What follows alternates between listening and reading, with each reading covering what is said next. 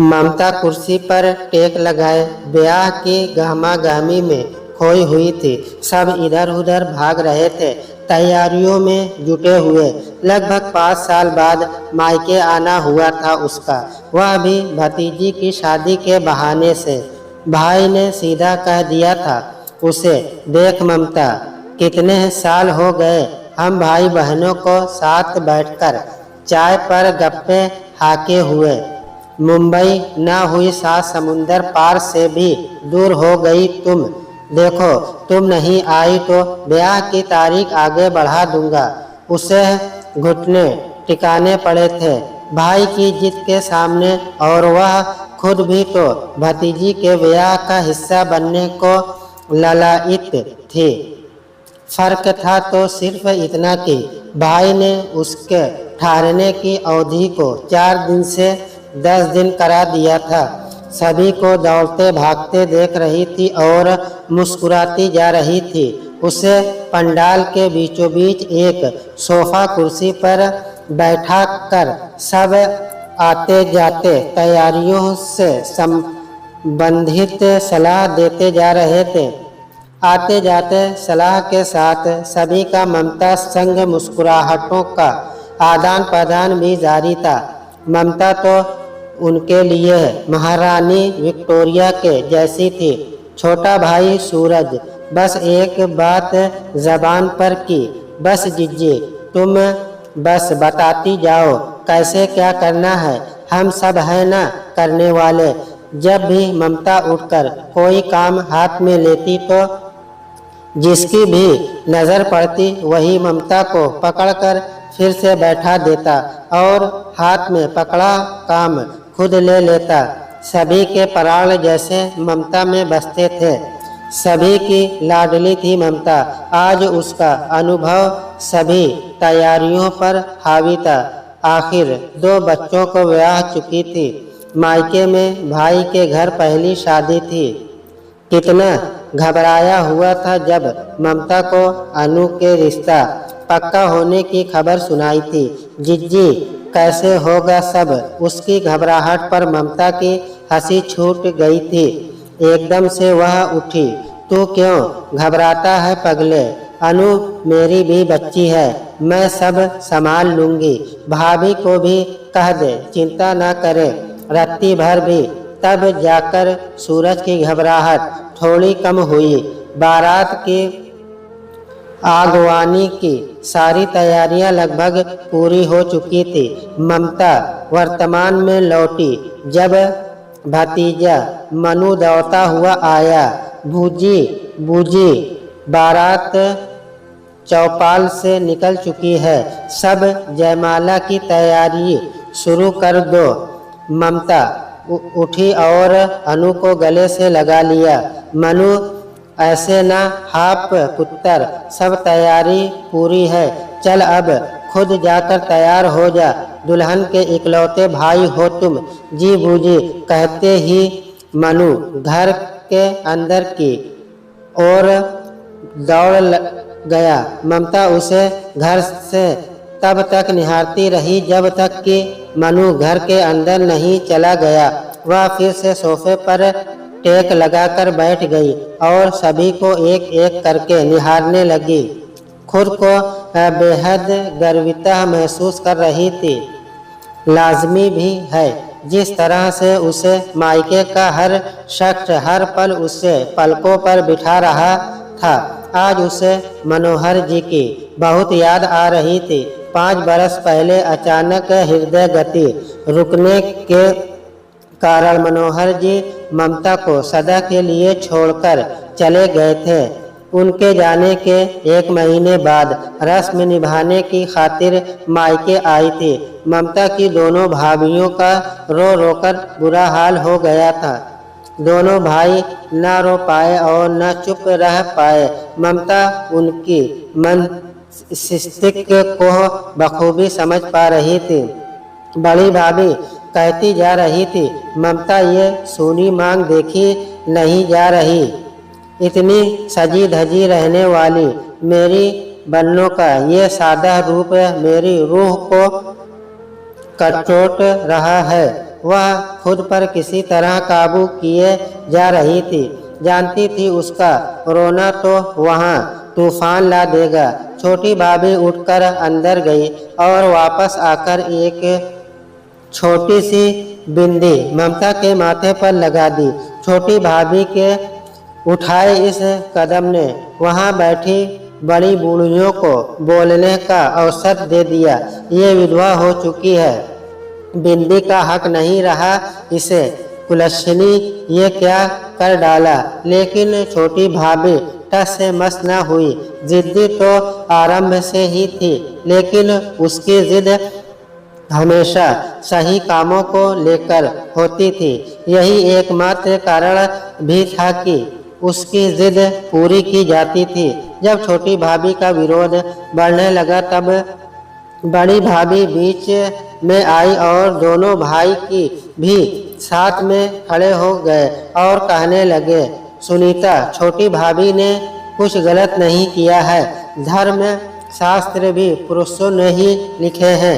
जिसमें उनका बस चलता तो महिलाओं से जीने का हक भी छीन लेते। हमारी बहन ठीक वैसे ही रहेगी जैसे जीजा जी के सामने रहती थी।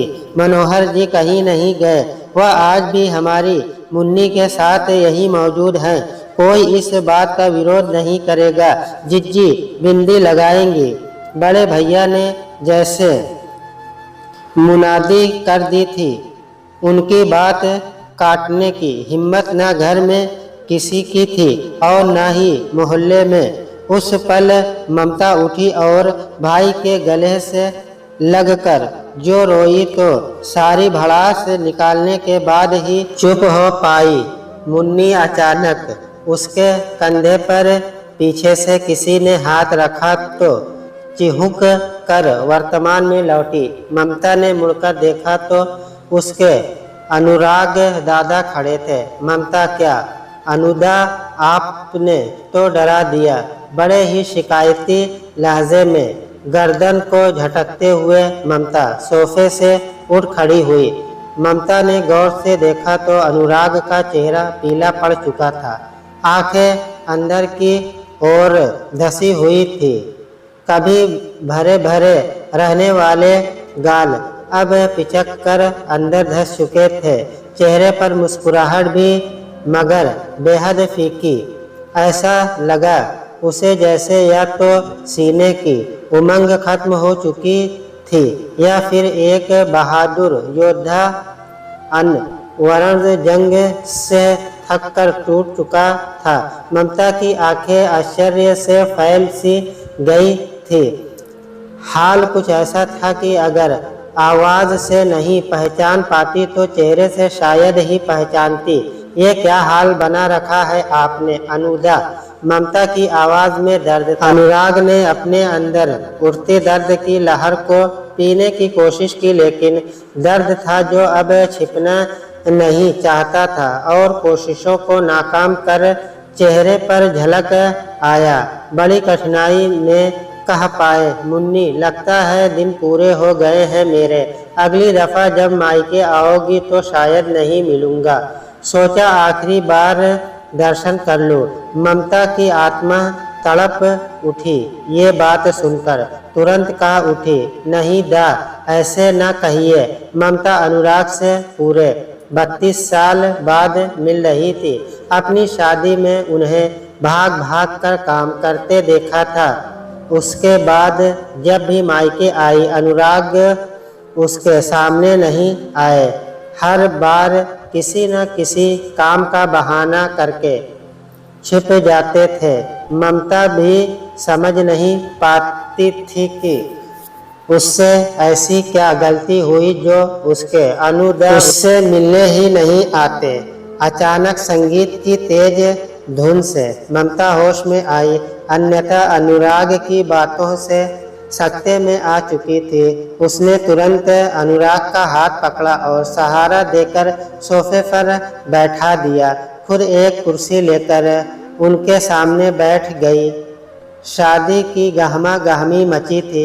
बारात जयमाला के लिए द्वार पर आने ही वाली थी। भतीजी अनु संग हर पल ममता को रहना था और ऊपर से अनुदा की बातें सुलझी और समझदार ममता की पूरत उलझ कर बैठ गई।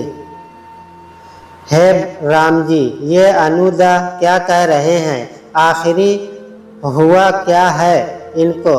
मंडप मथने पर उतारू था और माहौल की रौनक बढ़ती जा रही थी। तभी बड़े भैया ममता के पास पहुँचे और कहने लगे, जिज्जी आप ड्राइवर के साथ जाइए और अनु को पार्लर से ले आइए। जयमाला में देर नहीं है। अब अनु का फोन आ चुका था, वह भी तैयार हो चुकी है। ममता जी भाई बस जा कर आती हूँ। फिर अनुराग की तरफ मुखातिब होते हुए कहने लगी, अनुदा अभी बातों का वक्त नहीं है। अनु की विदाई के बाद आपके सामने बैठकर फुर्सत से सुनूंगी।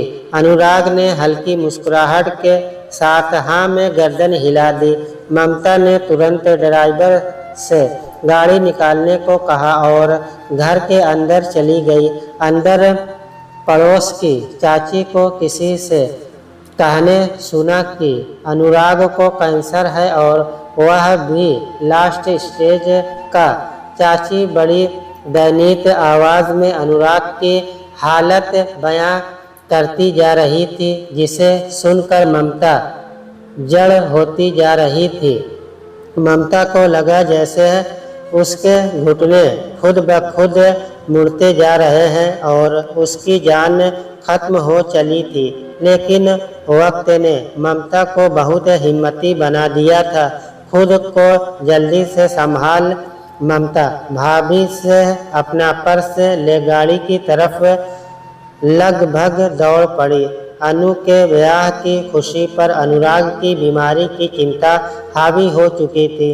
गाड़ी में बैठी ममता अतीत के पन्ने पलटती जा रही थी।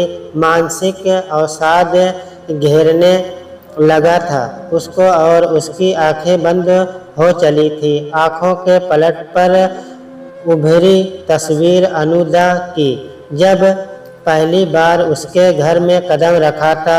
महज 7 साल की उम्र थी ममता की। घर भर की लाडली और अव्वल दर्जे की शरारती थी। एक जना किसी बात पर नाराज होता तो दूसरा हिमायती खड़ा हो जाता। संयुक्त परिवार था, पूरा फायदा ममता को मिलता था। नाज और नखरे ऐसे एक से बढ़कर दूजा जैसे। बाबा ने जब कहा कि आज से अनुराग हमारे साथ रहेगा तो उसने ऊपर से नीचे तक मुआयना कर डाला था।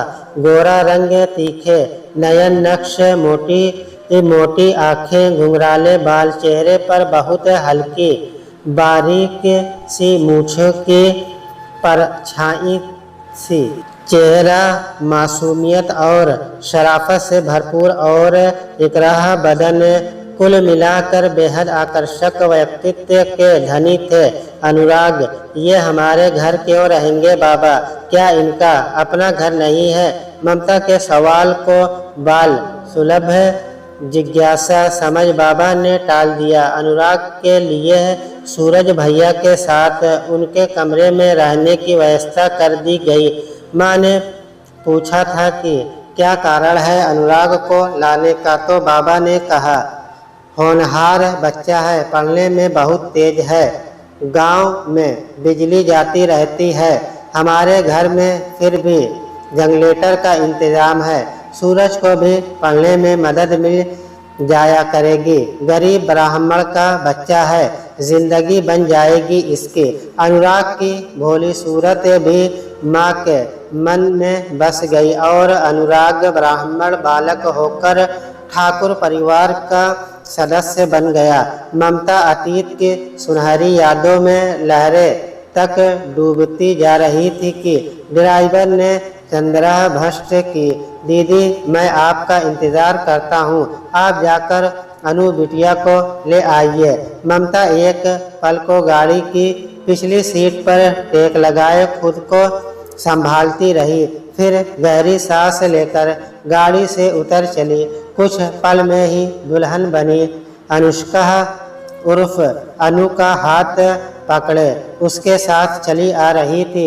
ममता रह रहकर उसे निहार रही थी। आखिर कह उठी, अनु बेटा, बहुत सुंदर लग रही हो। मन करता है देखती ही रहूं। इतनी प्यारी और सुंदर दुल्हन मैंने आज तक नहीं देखी है। एक तो मेरी बिटिया है ही बेहद खूबसूरत, दूजे खूब रंग चढ़ा है उपटन का। ममता एक सांस में अनु को निहारती हुई कह गई। ममता ने अनु की छिटकी ली। देखना दूल्हे मियाँ तो ऐसे फ्लैट फिसलेंगे कि इधर उधर नजर भी नहीं घुमा पाएंगे। अनु का मुंह शर्म से लाल हो गया, नजरें झुक गई और वह मुस्कुराने लगी। यूं तो बुआ भतीजी में गजब का तालमेल था और खूब जमती थी, लेकिन आज दुल्हन बनी अनु कुछ कह नहीं पा रही थी और शर्म से लाल हुई जा रही थी। ऊपर से मेकअप की वजह से उसके खुलकर हंसने पर भी पाबंदी लगा दी गई थी। बस मुस्कुराने भर की इजाज़त थी। ममता ने अनु के माथों को चूम लिया और जी भर कर आशीर्वाद दिया। आंखें नम हो आई थी दोनों की। मौके की नज़ाकत को समझते हुए ममता ने फिर चुहल शुरू कर दी थी। वापसी में ममता एक पल चुप नहीं बैठी। जानती जो थी कि चुप बैठी तो फिर से ख्यालों पर अतीत हावी हो जाएगा। अनु को बड़े प्यार से बातों बातों में अपने अनुभव से मोती के दाने चुन चुन कर उसे देती रही। अनु बड़े ध्यान से अपनी बूजी की बातें सुनती जा रही थी। उसके चेहरे से परिलक्षित था कि वह न सिर्फ सुन रही थी अपितु ग्रहण भी कर रही थी। दोनों की बातों में कब घर पहुंच गए कुछ पता ही भी नहीं चला। जाते समय जो रास्ता मीलों लंबा लग रहा था, वापसी में लगा जैसे पलक झपकते ही बीत गया। ड्राइवर ने गाड़ी घर के पिछले दरवाजे पर ले जाकर खड़ी कर दी। अनु को लेकर ममता सीधे मुख्य द्वार पर जयमाला के लिए पहुंच गई। मन के भारीपन को मन में छुपाती रही और हंसी ठिठोली और चुगलबाजी जी भर कर करती रही। मन में चलता चंद्र चेहरे पर आने में हर कदम में असफल रहा था। एक एक पल को अनु के साथ भरपूर जी रही थी ममता। अनु जब फेरे के लिए बैठ गई तो ममता को भी कुछ पल बैठने को मिले। फेरे के हवन की अग्नि पर निगाह पड़ते ही अतीत की दहक तेज हो गई। उसे याद आया कि कैसे विवाह की रस्मों से दूर भाग रही थी ममता, तो दोनों भाभियों ने जबरदस्ती उसे पकड़ा था। जिज्जी, ऐसे काम ना चलेगा। आप हम सभी में बड़ी हैं, अतः सभी रस्में आप ही करेंगी। ममता हिचकिचाहट से दबी आवाज में कह उठी थी। अब वह बात नहीं रही सुनीता, लोग क्या कहेंगे। शगुन की सभी रस्में एक विधवा निभा रही है। नहीं नहीं, अपनी अनु के साथ कभी कुछ बुरा हो मैं सोच भी नहीं सकती। मुझसे ना होगा। भाभी सुनीता ने आगे बढ़कर उसके मुंह पर हाथ रख दिया।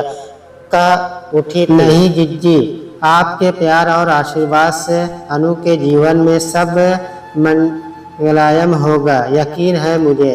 प्यार और आशीर्वाद सगुन अपशगुन को नहीं जानते। सुहागन और विधवा इनमें से कौन दे रहा है ये नहीं जानते। वह तो सच्चे दिल से निकली दुआ होती है बस। और आपके बढ़कर अनु का खैर ख्वाह कौन हो सकता है। हम नहीं मानेंगे।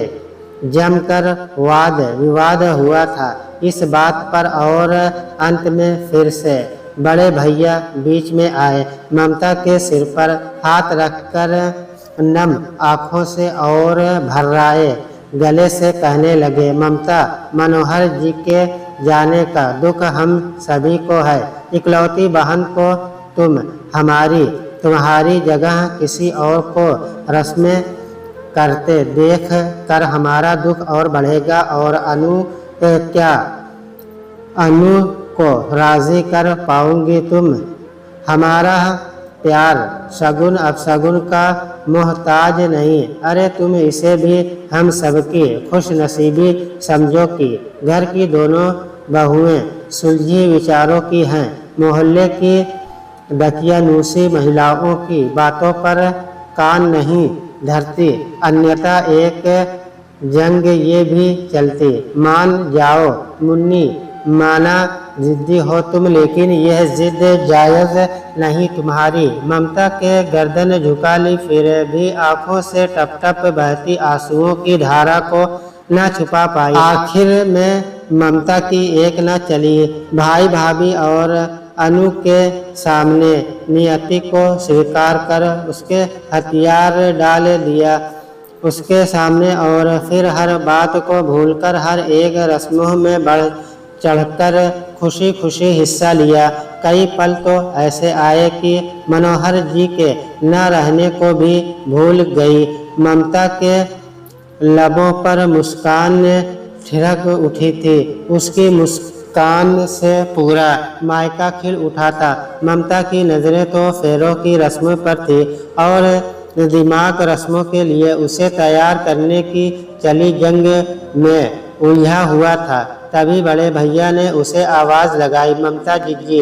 बड़े भैया की आवाज़ पर ममता ने पलट कर देखा तो उसका पूरा परिवार भैया के साथ खड़ा था। दोनों बेटे साथ में, दोनों बहुएं और पोती अनायरा उर्फ आमू। ममता ने उनसे पूछा कि इतनी देर कैसे हुई आने में, तो उसकी छोटी बहू ने जवाब दिया, मम्मा, मुंबई के मौसम को तो आप जानती हैं। बेमौसम बरसात हुई और हमारी फ्लाइट लेट हो गई। हमारा प्लान तो आज सुबह पहुंचने का था, लेकिन यू वेरी विल न्यू।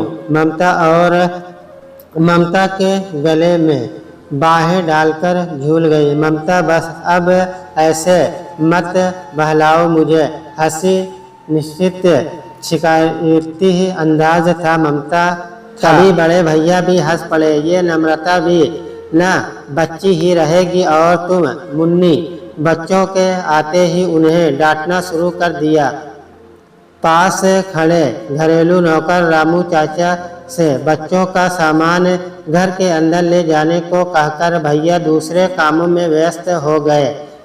कन्यादान की रस्म आरंभ हो चुकी थी। ममता आमू के साथ बातों में अंतस की पीड़ा को भूल चुकी थी।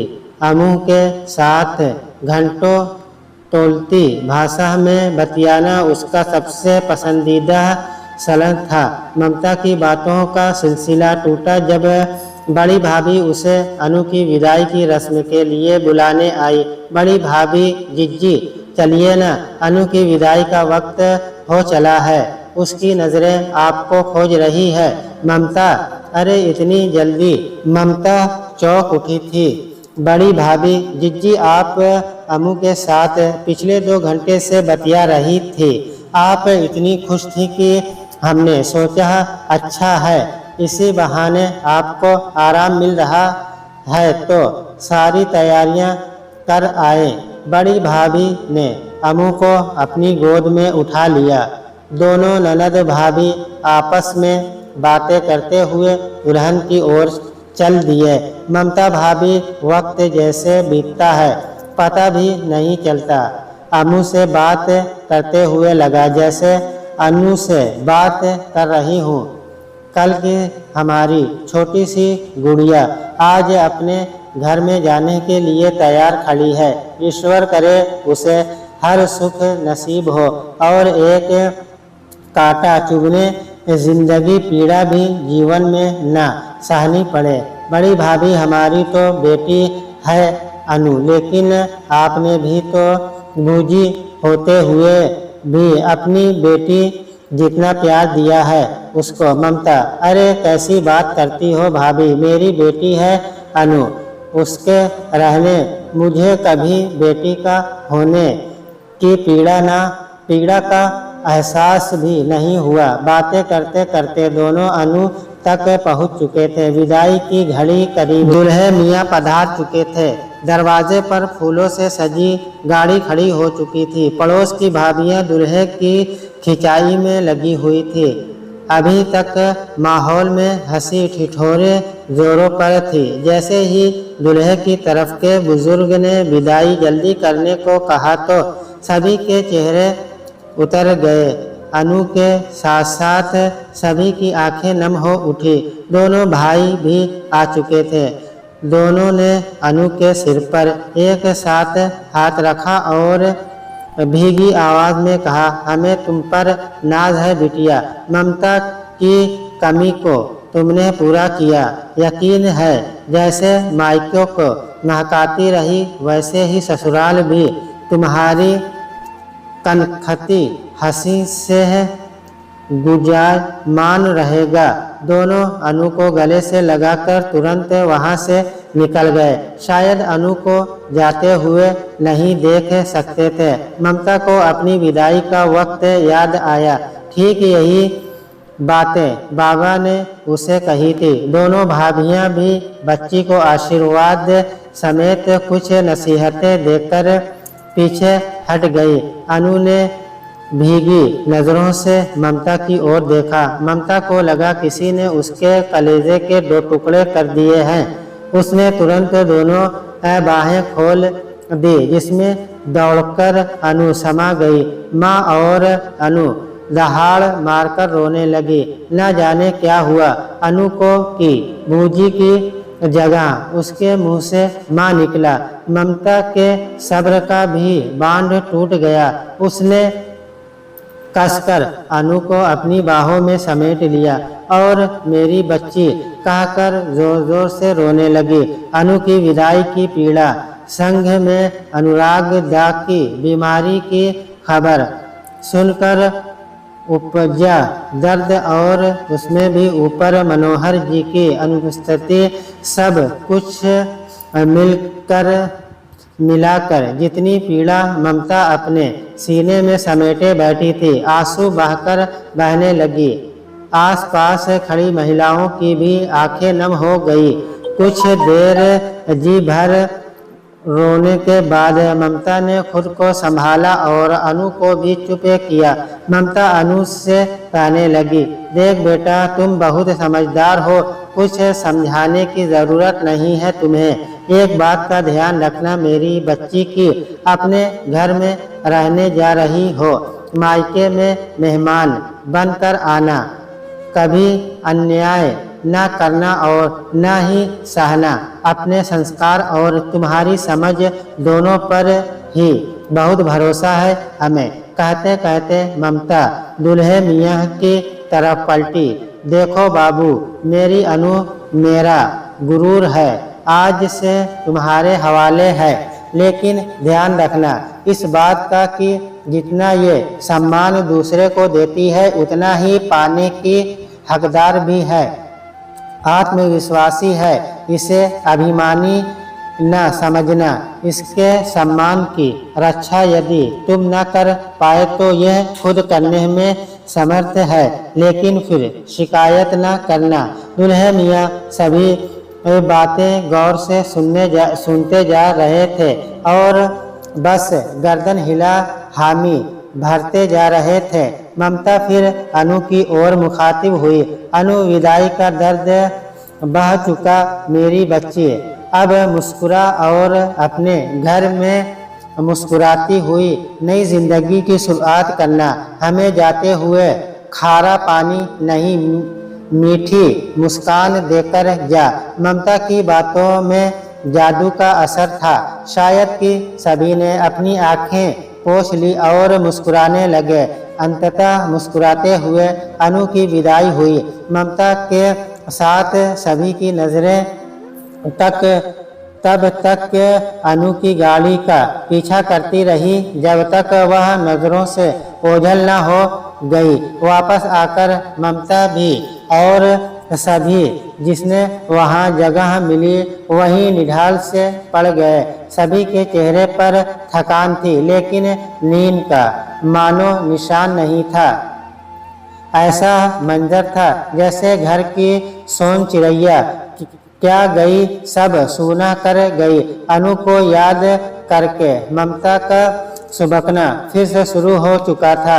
अचानक से उसे अनुदा से कही बात याद हो आई। एक पल में सुबकना भूल गई और उसकी आंखें अब अनुदा को ढूंढ रही थी। ममता उठी और अनुदा को ढूंढने लगी। ढूंढते ढूंढते छत पर जा पहुंची। अनुदा वहीं आराम कुर्सी पर टेक लगाए तारों को एकटक देखे जा रहे थे। ममता, अनुदा आप यहाँ अकेले क्यों बैठे हैं? अनुदा, बस यूं ही, अनुष्का की विदाई देख नहीं पाया तो ऊपर आ गया। ममता, और ये एकटक तारों को क्यों घूरते जा रहे हैं? अनुदा, अपनी जगह तलाश रहा हूँ, बस कुछ दिन बाद मुझे भी तो इन्हीं के संग रहना है।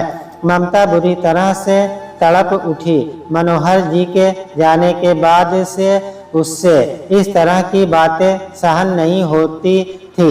वह लगभग चीख उठी, अनुदा, अनुदा। उसकी चीख सुनकर एक पल को सकपका से गए, फिर संयत होकर हल्की मुस्कान के साथ कहने लगे, मुन्नी, तुम्हें तो खुश होना, तुम्हारी आंखों की किरकिरी जो निकलने वाली है। अरे तुम्हारी नजरों में तो बहुत खटकता था न मैं। ममता रुआसी हो गई थी, भर्राए गले से कहने लगी, मुझे याद है अनुदा, मुझे एक पल को फूटी आग भी नहीं सुहाते थे आप। मुझे उस वक्त आप सबसे बड़े शत्रु नजर आते थे। ऐसा लगता था मेरे एक छत्र समाज में सेंध लगा दी आपने। लेकिन अभी आपके जाने की बात से बेहद स्थित हूँ अनुदा। हाँ भाई हाँ, क्यों नहीं, क्यों नहीं, व्यक्तित्व होना लाजमी है भाई। मेरे जाने के बाद किस पर सारी भड़ास निकालोगी, किसके बाल खींचोगी? अनुदा हौले से हंस दिए। ममता, अनुदा, शादी के बाद आज आपसे मिल रही हूँ। शादी के बाद सब नखड़ा मनोहर जी झेलते रहे। कितनी सुकून भरी जिंदगी थी। उन्होंने मुझे एक पल को मुझे मायके की याद नहीं आई। कभी मायके की राजकुमारी को ससुराल में महारानी बना कर रखा उन्होंने। जैसे बचपन में आपने मेरी हर जिद पूरी की, हर नखरे को झेला, ठीक वैसे ही शादी के बाद उन्होंने हर सुख दिया मुझे। उनके जाने को न जाने कैसे सहन किया मैंने। अब आपसे मुलाकात हुई तो आप ऐसी बातें कर रहे हैं। लगता है सभी ने गिन गिनकर बदले लेने की ठान ली है। मेरी शरारतों की इतनी बड़ी सजा तो न दीजिए। कहते कहते ममता सुबकने लगी थी। अनुदा, अरे पगली, बिल्कुल बावली हो तुम, जरा भी तो नहीं बदली, वही नादा की नादा हो। जीवन मृत्यु क्या कहीं इंसान के साथ की, इंसान के हाथ की बात रही है। अगर होती तो सबसे पहले मैं मनोहर जी को जाने से रोकता, भले ही उनकी जगह मुझे जाना पड़ता, लेकिन तुम्हें नहीं रोने देता। अनुदा, ममता ने बड़ी कातर दृष्टि से उन्हें देखा। अरे तुम अभी तक खड़ी क्यों हो? चलो बैठो इधर। कहते कहते अनुदा ने दूसरी कुर्सी ममता की तरफ सरका दी। आंखें अपनी साड़ी के पल्लू से पोंछती हुई और बच्चों की तरह नाक सुड़कती हुई ममता बैठ गई। ममता ने अनुभव किया कि आज अनुदा के सामने वह अपनी उम्र भूल रही है और फिर से छोटी सी मुन्नी बन गई थी। अनुदा फिर से तारों में जगह तलाशने में जुट गए थे और ममता अनुदा को देखे जा रही थी। हल्की हल्की हवा के झोंके रह रहकर अनुदा के घुंघराले बालों से अठखेलियां करते जा रहे थे। हवा के एक झोंके से उसकी एक माथे पर आती और दूसरे झोंके से वापस अपनी जगह पहुंच जाती। हवा की इन छेड़खानियों से बेपरवाह अनुदा आकाश में चमकते सितारों पर टकटकी बांधे हुए थे। माहौल में गजब की ठंडक थी। जहां दर्द भरे भावों का एहसास तक ममता भूल चुकी थी, वहीं सुरक्षा का भाव महसूस कर रही थी, जिसे बचपन से ही अनुदा के सानिध्य में जी चुकी थी। अनुदा का चेहरा एकदम शांत था। उन्हें देखकर लग रहा था मानो ये कोई इंसान नहीं अपितु कोई बहुत बड़े महात्मा है, जो अध्यात्म के अनुभव से अपनी कुंडली जागृत कर चुके हैं। मौत को सामने देखकर भी चेहरे पर गजब का तेज था। ममता ने अनुभव किया कि बीमारी की वजह से चेहरे की सुंदरता भले ही बिगड़ चुकी थी, लेकिन मन की शांति अभी भी साफ झलक रही थी। दोनों ही खामोश थे, लेकिन शायद उनका मौन वार्तालाप में व्यस्त था, जो शब्दों के अधीन नहीं था। उन्हें देखते देखते ममता बचपन की गलियों में भटकती जा रही थी। पहुंच गई थी उम्र के उस पड़ाव पर जहां उसके परिवार से मिले उसके प्यार दुलार को बांटने वाला उसका सबसे बड़ा दुश्मन आया था। जिस दिन से अनुराग घर में आए थे, उसे तभी से खटकने लगे थे। संयुक्त परिवार की इकलौती बेटी, 2 सगे भाई और 2 चचेरे भाइयों की इकलौती बहन थी। पूरे दिन सभी पर धात जमाती रहती थी। सभी की जुबान पर ममता का नाम रहता था। कोई घर की लक्ष्मी तो कोई सरस्वती कहता। एक अनुराग दा थे, जिन्होंने उससे चंडी देवी कहा था। जिस दिन अनुदा ने यह विशेष ममता के लिए प्रयोग किया, तौबा रे कितना हंगामा किया था ममता ने। उसने मुझे चंडी क्यों कहा? इसकी इतनी हिम्मत कैसे हुई? सभी घरवाले हंस रहे थे और किसी ने अनुराग को नहीं डांटा तो उसका पारा और चढ़ गया था। बाबा ने शांत करते हुए कहा था, अरे अब हर वक्त इतना गुस्सा करेगी तो कोई भी चंडी कह देगा। इसमें अनुराग ने गलत क्या कहा? पहली बार ममता को असुरक्षा की भावना ने घेरा। उसके बाबा और तरफदारी इस पिद्दी से लड़के की कर रहे थे। खुद को डांटा नहीं और उसे भी रोक रहे थे। जब ममता शांत नहीं हुई तो अनुराग ने कहा, अच्छा ठीक है, चंडी नहीं दुर्गा रूप हो तुम। ममता की आंखें फैल गई। तुरंत सीना तान कर लड़के को आगे बढ़ी।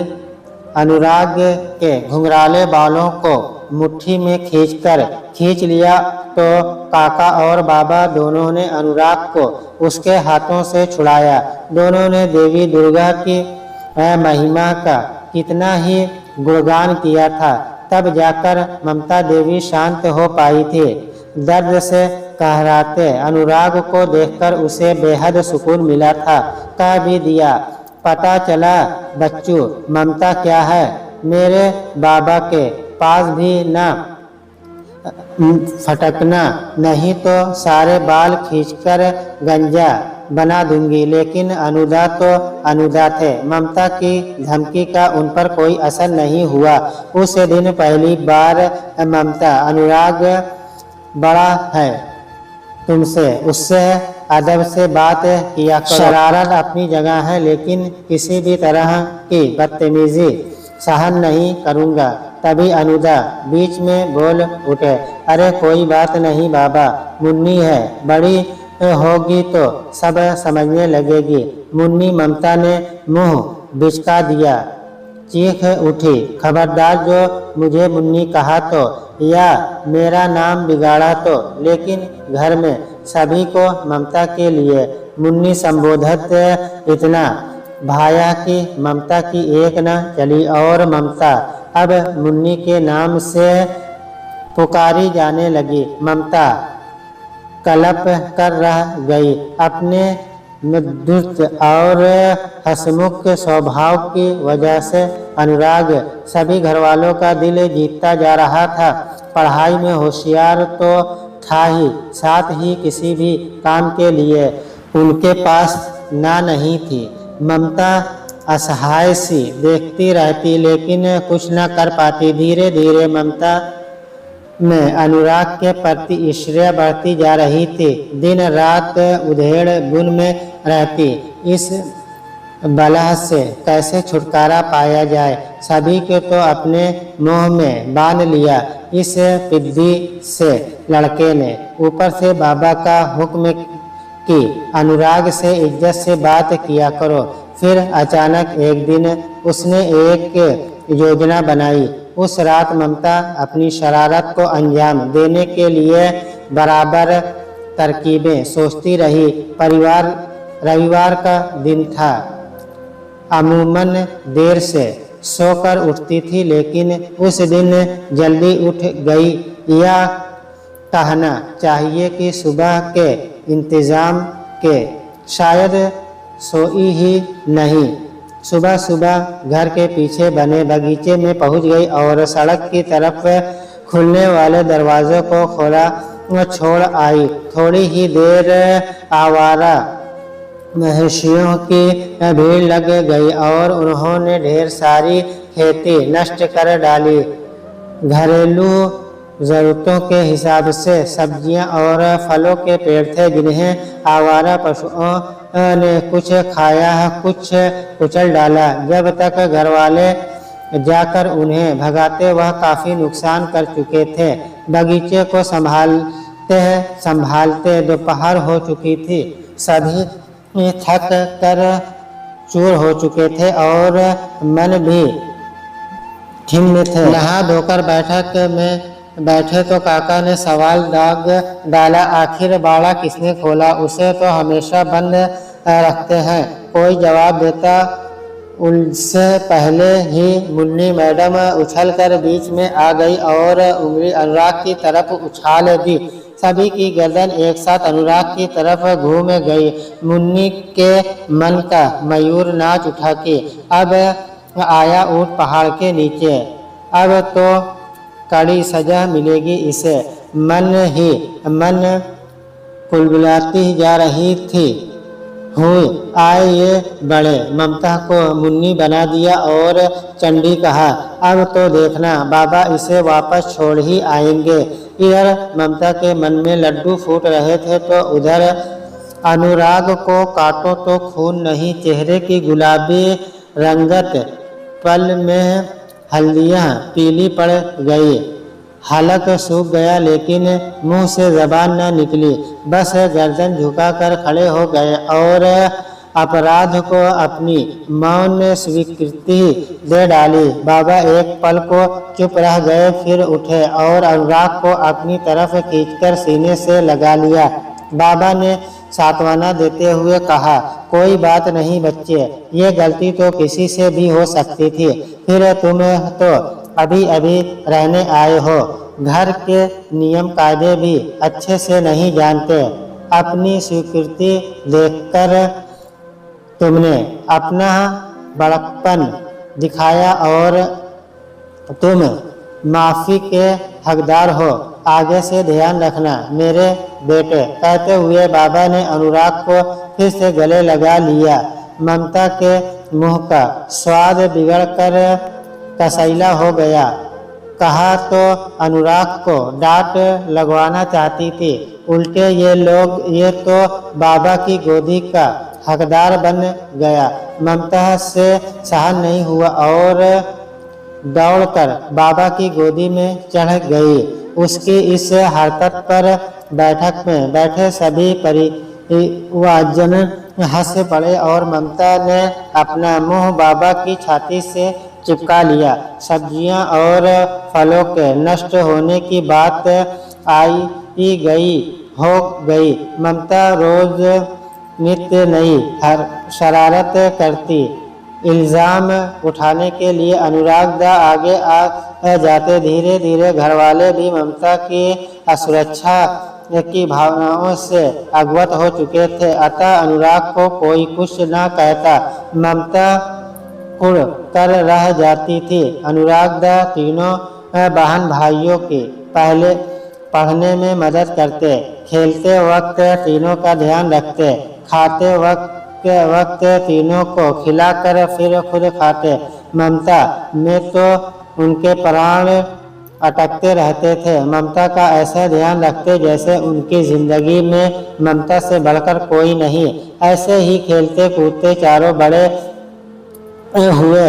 अनुराग दा का परिवार वहीं गांव में ही रहता था, लेकिन अनुदा इस परिवार में ऐसे रमे की लौट ही नहीं पाए। बाबा का भरोसा भी अटल था अनुदा पर।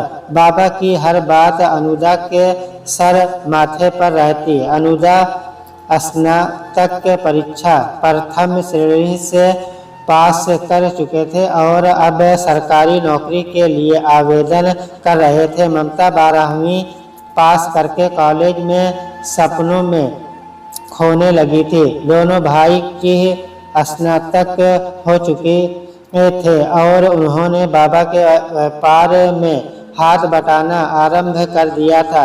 अनुदा ने परीक्षा पास की और वह द्वितीय श्रेणी के अधिकारी चुन लिए गए, जिसमें परिणाम स्वरूप उन्होंने ट्रेनिंग के लिए दूसरे शहर जाना पड़ा। इधर ममता के स्नातक होते ही उनके लिए मनोहर जी पसंद कर लिए गए। अनुदा लड़ झगड़ कर छुट्टी लेकर आए थे ममता के विवाह के लिए। खूब भाग भाग कर हर एक काम को अंजाम दे रहे थे अनुदा। ममता की तो आदत बन चुके थे अनुदा। हर काम के लिए अनुदा पर निर्भर रहने की आदत थी उसे और अनुदा। उनकी तो जिंदगी का मकसद ही जैसे ममता को खुश करना था। ममता के मुंह से बात निकलने की देर थी, लेकिन अनुदा के पूरा करने में नहीं। ममता कितना भी लड़ती झगड़ती, लेकिन उफ तक नहीं करते थे अनुदा। बस मुस्कुरा भर देते थे। बाबा कभी कभी कहते थे अनुदा से, अनुराग, एक तो ये लड़की पहले ही हम सभी की सिर चढ़ी थी, ऊपर से तुमने इसे बिगाड़ कर रखा है। ससुराल में कैसे निभाएगी ये रिश्ते को। अनुदा मुस्कुराकर कहते, बाबा आप कतई चिंता न करें। हाथों में राजयोग देखकर पैदा हुई है हमारी मुन्नी। सुंदर है, सुशील है, पढ़ने में तेज है, घरेलू कामों में दक्ष है, आखिर लाखों में एक है। माना बचपना है थोड़ा अभी, लेकिन ये कोई बुरी बात तो नहीं। कितनी निश्चल है ये, देखिएगा आप। ससुराल में भी सभी इसके आगे पीछे घूमेंगे। महारानी बनकर रहेगी हमारी मुन्नी। मैं हूं ना, आप मुन्नी की बिल्कुल चिंता ना कीजिए। अनुदा की बातों से बाबा के चेहरे पर संतुष्टि के भाव स्पष्ट लक्षित होते थे। एक एक करके दिन बीतते जा रहे थे और अंततः वह दिन भी आ पहुंचा जब मुन्नी को मायका छोड़ ससुराल की दहलीज में कदम रखना था। आज ममता की बारात आनी थी। सुबह सवेरे से ही गहमा गहमी शुरू हो गई थी। सभी के मन में ऐसी अफरा तफरी मची थी जैसे न जाने आज का दिन कैसे कटेगा। दोपहर होने को आई थी, लेकिन अभी तक तेल उतारने की रस्म नहीं हो पाई थी। बड़ी माँ ने शोर मचा दिया था, कब तुम सब मुन्नी का तेल उतारोगी और कब ये तैयार होगी।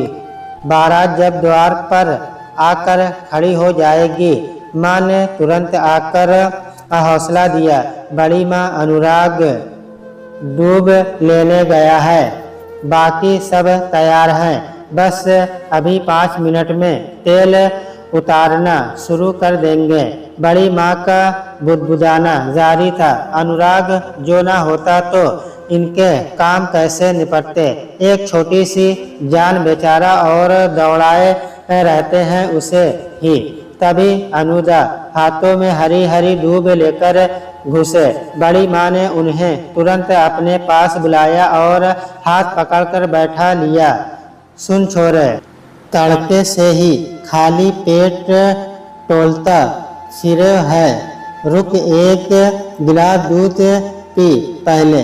अनुदा के लाख मना करने पर भी बड़ी माँ नहीं मानी और काकी को भेजकर चौके से दूध मंगवाया। फिर अनुदा को पिलाकर ही उन्हें छोड़ा। एक के बाद एक रस्म समय से निपटती रही और बड़ी माँ राहत की सांस लेती रही। जयमाला के वक्त से लेकर फेरे तक अनुराग ममता की परछाई बनकर उसके साथ साथ ही रहे। धीरे धीरे ममता की विदाई का वक्त भी करीब आ गया। ममता की विदाई के वक्त घर वालों का बुरा हाल था। सभी को ऐसा लग रहा था जैसे उसके जिस्म से प्राण खींचे जा रहे हैं। अनुराग वहां से गायब हो चुके थे। ममता समेत सभी की नजरें अनुराग को ढूंढ रही थी, लेकिन वह किसी को भी नहीं मिले। खूब सारे आशीर्वाद और नसीहतें अपनी झोली में समेटकर ममता अपनी डोली में बैठी, लेकिन ममता का ध्यान न नसीहतों पर था और न ही आशीर्वादों पर। रोना भी भूल चुकी थी वह, क्योंकि नजरें तो अनुदा को ढूंढ रही थी। उसकी आंखों की बेचैनी बाबा ने सबसे पहले पढ़ी। उसके पास आए और बड़े प्यार से सिर पर हाथ रखा। एक गहरी सांस भरते हुए बाबा कहने लगे, देख मुन्नी, अपना ख्याल अच्छे से रखना। तुम अच्छे से जानती हो कि तुम, मैं, हम सभी की जान अटकी रहेगी। अनुदा नहीं आएगा तुम्हारे सामने। जितना मैंने उसे जाना है वह तुम्हें जाते हुए नहीं देख पाएगा। उसके रहते मुझे तुम्हारी फिक्र कभी नहीं हुई, लेकिन आज तुम्हारे जाने पर मुझे उसकी फिक्र सता रही है। उसका सारा ध्यान तुम पर रहता था। ममता की आंखों में दर्द भरी गहन उदासी तैर गई। ममता, बाबा आज अनुदा ने एक कहावत को चरितार्थ कर दिया कि 100 सुनार की एक लोहार की। मैंने जितना तंग किया उनको, आज मेरी विदाई पर सामने न आकर उन्होंने मुझे बहुत बड़ा दर्द दिया है। इस बात के लिए उन्हें कभी माफ़ नहीं करूँगी। इतना कहते ही ममता गर्दन झुकाकर गाड़ी में बैठ गई। माँ ने आगे बढ़कर साड़ी के पल्लू को खींचकर हल्का घूंघट निकाल दिया। गाड़ी धीरे धीरे रेंगने लगी तो ममता ने नज़र उठाई। गाड़ी के रियर व्यू मिरर में नज़र पड़ी तो पीछे खड़े अनुदा नज़र आए, जिनकी नज़रें ममता की गाड़ी पर ठहरी हुई थी। अनुदा कहकर चीखने वाली थी कि उसे अपनी स्थिति का एहसास हुआ। बगल में मनोहर जी बैठे थे, ड्राइवर के बगल वाली सीट पर। ससुर जी विराजमान थे। मन मसोस कर रह गई। अनुदा पर बहुत गुस्सा आ रहा था उसे। जब तक नज़रों से ओझल न हो गए वह अनुदा को गाड़ी के शीशे में देखती रही। ममता को विदा करते ही बाबा गली के बीचों बीच खड़े अनुराग के पास पहुँचे। उसके कंधे पर हाथ रखकर कहने लगे, अनुराग बेटे, चलो अंदर। हमारी चिड़िया अपने घोंसले में जाने के लिए उड़ान भर चुकी है। घर चलो अब और तुम भी आराम करो, बहुत थक गए होंगे। अनुदा टस से मस नहीं हुए। बाबा ने फिर से कंधे को हिलाकर कहा कि बेटे चलो। अनुराग फिर भी शून्य में देखते रहे और ज़रा भी नहीं हिले। बाबा ने ज़ोर से हिलाया तो अनुराग धड़ाम से जमीन पर औंधे मुंह गिर पड़े। बाबा तेजी से चीखे थे। अनुराग बाबा की चीख सुनकर सभी घर वाले बाहर गली में निकल आए। अनुराग को गिरा देखकर सभी का मन शंकित हो उठा। क्या हुआ, कैसे हुआ? बाबा के मुंह से एक शब्द नहीं निकला। काका ने थोड़ी फुर्ती दिखाई और बड़े भैया और सूरज भैया से अनुराग को उठाकर अंदर लाने को कहा। दोनों भाइयों ने मिलकर अनुराग को उठाया था और अंदर बैठक में बिछे पलंग पर लिटाया। तब तक काकी पानी ले आई थी। ठंडे पानी के छींटे उनके चेहरे पर डाले तो थोड़ी थोड़ी आंखें खोली उन्होंने। आंखें खुलते ही उनका पहला और इकलौता शब्द था, मुन्नी। अनुराग के होश में आते ही बाबा ने राहत की सांस ली। उन्होंने सभी को जाकर आराम करने को कह दिया और खुद अनुराग को उठाया और उसका हाथ पकड़कर धीरे धीरे अपने कमरे की तरफ चल दिए। माँ अपने आंचल में मुंह छिपाकर लेटी हुई थी। बाबा के आने की आहट से उन्होंने आहट की दिशा में गर्दन उठाकर देखा। बाबा के साथ अनुराग को देखकर चौंक गई। बाबा, मुन्नी की माँ, तुम बड़ी माँ के पास चली जाओ आराम करने। आज मुन्नी के न होने से उन्हें भी उदासी ने घेर रखा होगा। मुझे कोई तंग न करना। अनुराग के साथ कुछ ज़रूरी हिसाब किताब लिखने में वक्त लगेगा। बेस्ट सेलर किताबें ऑनलाइन खरीदे जी। माँ हामी भरते ही उठी और कमरे से निकल गई। बाबा ने अनुराग को कुर्सी पर बैठाया और कमरे की सिरकनी लगा दी। बाबा पलटकर अनुराग के सामने आए। बड़ी गहरी गहरी नज़रों से अनुराग को देख रहे थे। अनुराग उनकी आँखों की तिरछता को सहन नहीं कर पाए और नज़रें झुका ली। इतना तो समझ ही गए थे कि आज कुछ तो होने वाला है।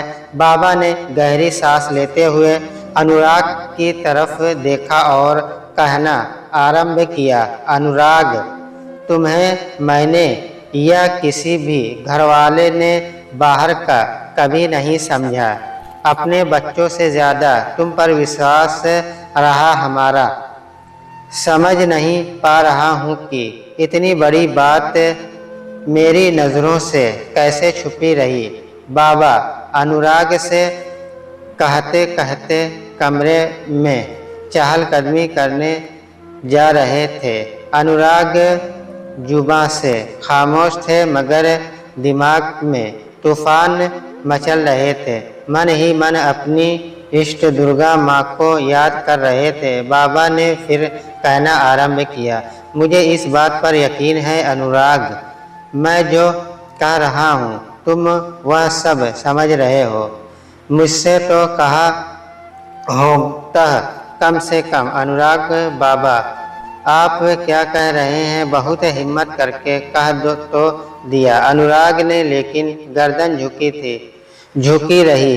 आज तक हाँ जी। बाबा के इधर एक शब्द अनुराग ने नहीं बोला था के सामने बाबा ने जात पात में विश्वास नहीं रखता। अनु बेटे, रखता तो शायद तुम हमारे घर के सदस्य नहीं बनते। तुम्हारे छोटेपन से ही तुम्हारी शालीनता, बुद्धि, कौशल के सबसे बड़े प्रशंसक रहे हैं हम।